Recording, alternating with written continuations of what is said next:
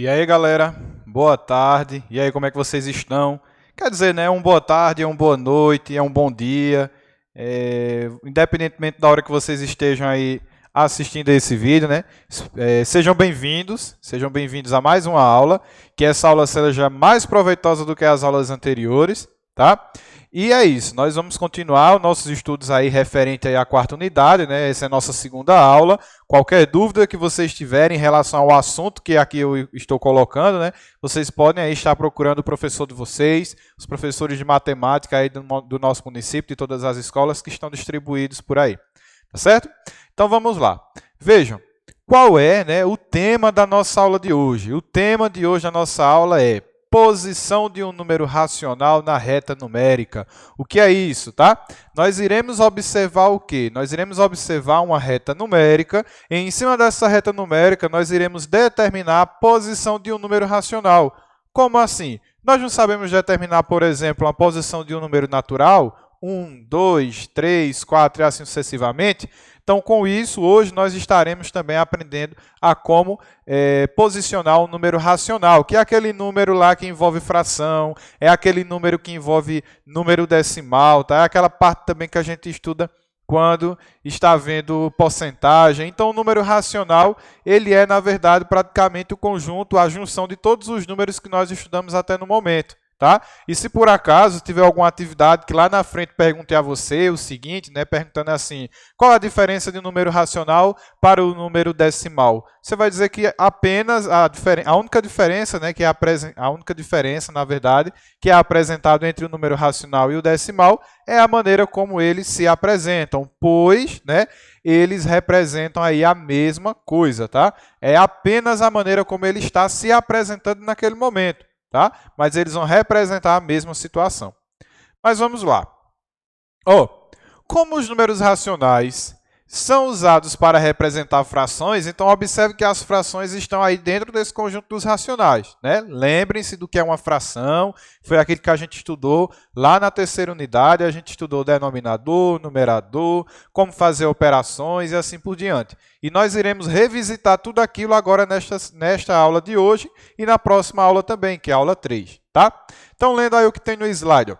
Como os números racionais são usados para representar frações de unidade, sua localização na reta numérica ficará entre as marcas dos números inteiros, que representam precisamente as unidades que são inteiras. Então, a própria palavra já diz, né? O número inteiro vai ser aquele número que ele não é cortado, digamos assim, né? Então, se eu for observar o que é uma fração, o que é um número racional, é aquele número que é cortado. Por que eu digo que é cortado?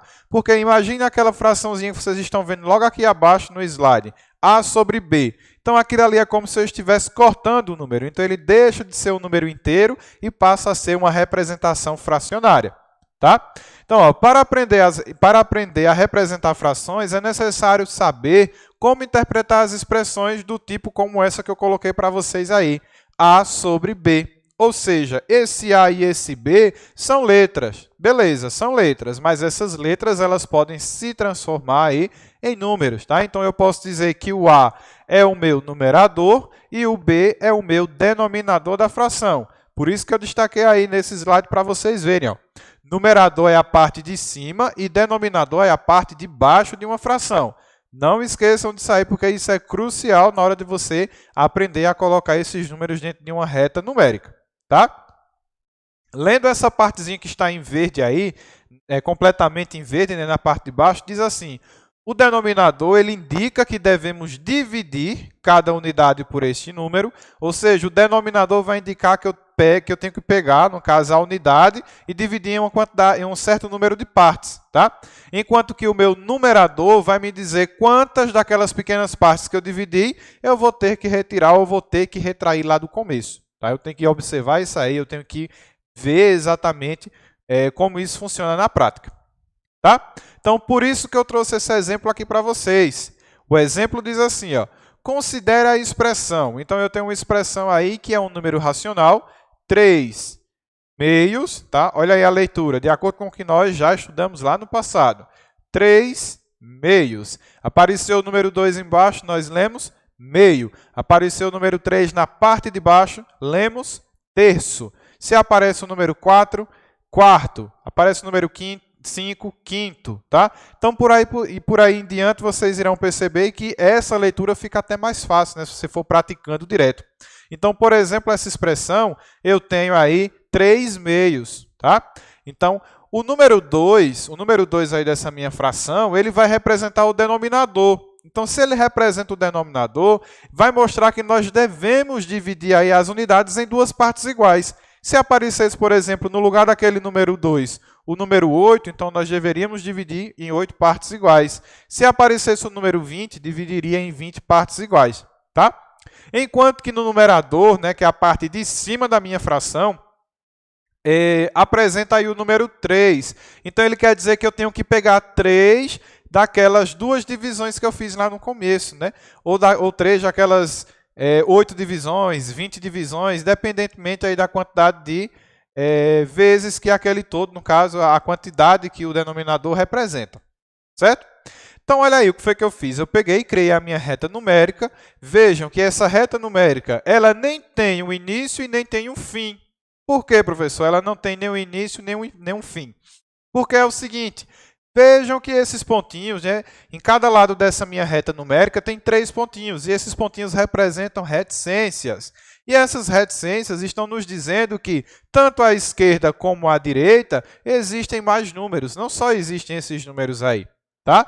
Então, por exemplo, o número menos 1, menos 2, menos 3, menos 4 e assim infinitamente. Tá? Infinitamente. A mesma coisa lá do outro lado. Eu tenho o número 1, número 2, número 3, 4, 5 e também de forma infinita. Porque isso aí eu estou juntando os meus números inteiros, os meus números naturais e estou colocando juntamente com os meus números racionais, que é esse número azulzinho que aparece aí nessa reta. 3 meios, que foi o que eu acabei de mostrar para vocês.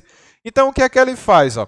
Observe que do 0 até o 1, ele dividiu em duas partes. Por que ele dividiu em duas partes? Porque ele está dizendo o seguinte, lá na minha fração número 2, que está na parte de baixo, ele vai indicar quantas vezes eu preciso dividir aquele meu intervalo de tempo na reta numérica. Então, o que foi que eu fiz? Ó, de 0 até 1, eu cortei, né? Eu coloquei ali um tracinho azul no meio, e aquele tracinho azul representa que eu cortei em duas partes. Tá?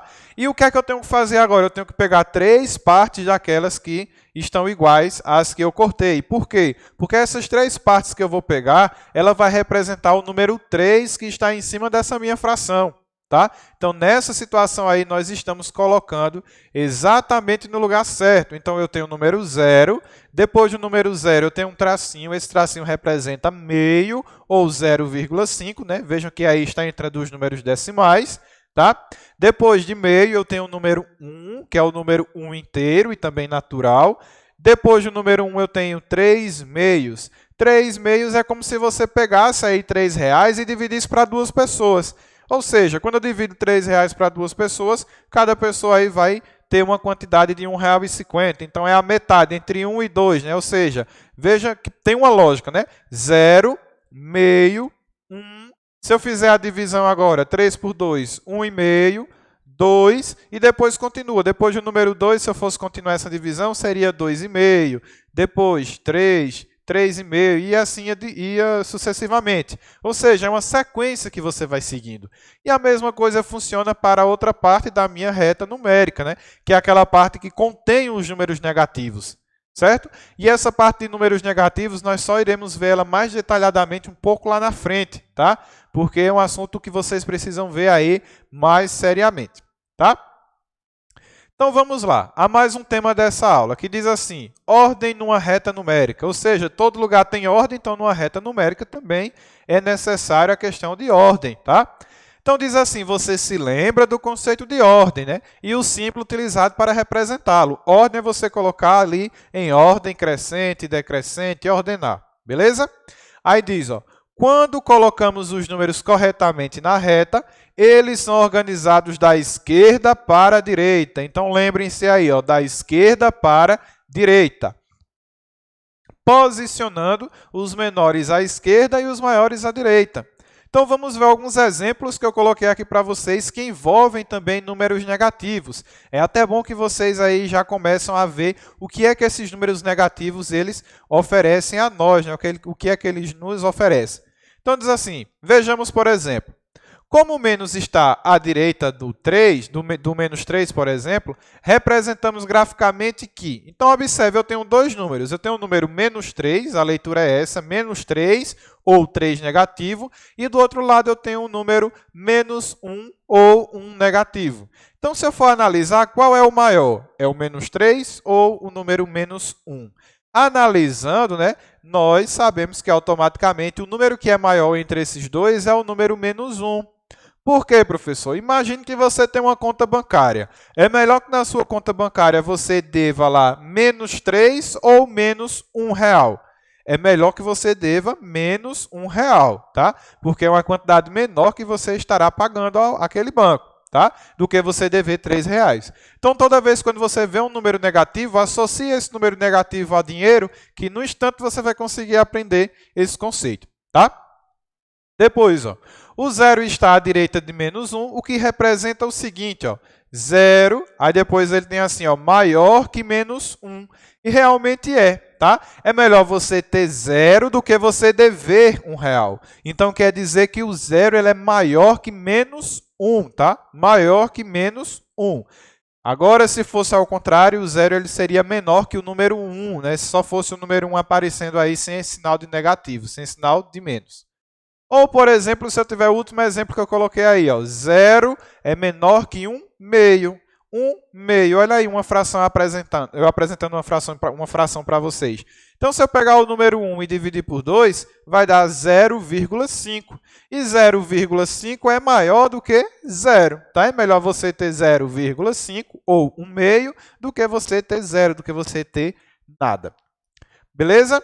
Então, aí, mais uma vez, eu tenho uma reta numérica para que vocês percebam como é que eu posso estar colocando os números em uma reta. Observe que sempre começa da esquerda para a direita. As pontinhas dessa reta são pontas que vão indicar uma infinidade de pontos. Tá? Isso aí nunca vai acabar, vai continuar esses pontos, tanto para a direita como para a esquerda. Lembrando que para a esquerda eu tenho os números negativos, para a direita eu tenho os números positivos. Certo? Então, por hoje é só. Espero que vocês tenham gostado aí dessa aula. Qualquer dúvida é só importunar aí os professores. Estamos aqui para tirar a dúvida de vocês. Eu costumo dizer, nem dívida a gente acumula, quanto mais dúvida, tá certo? Então, qualquer dúvida é só vocês falarem. Um abraço e até a próxima aula.